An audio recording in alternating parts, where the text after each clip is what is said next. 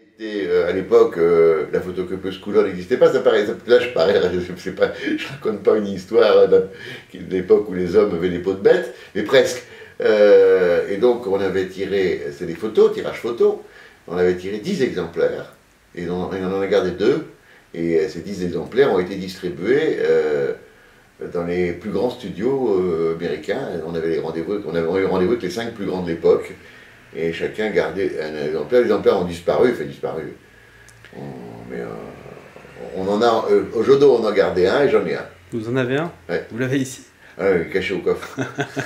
Il est bien expliqué dans le film que ce livre permettait de démontrer votre sérieux, votre viabilité auprès des Américains. Est-ce que rétrospectivement, vous avez parfois envie de dire que vous avez péché un peu par naïveté, dans la mesure où vous leur avez laissé les clés de ce qui leur a permis ensuite, ils ont pu puiser dedans, quoi, en quelque sorte. Moi, ça, je ne vais pas. C'est une interprétation que je vous laisse, qui est probablement assez proche de la vérité. Non, ce qui a été notre naïveté, pour ne pas la traduire, disons, c'est qu'on avait peur que les Américains ne pensent que c'était pas réalisable. Et on a voulu montrer, à travers ce travail collectif de ce storyboard, qu'on avait résolu tous les problèmes artistiques, techniques, qui se posaient pour le film dans des conditions budgétaires relativement raisonnables. Parce que les Américains, ils ont quand même une approche artistique, mais surtout une approche économique. Donc, alors, c'est vrai que c'était très détaillé, et que ça pouvait, comme vous l'avez dit, créer d'autres sources d'inspiration plus tard.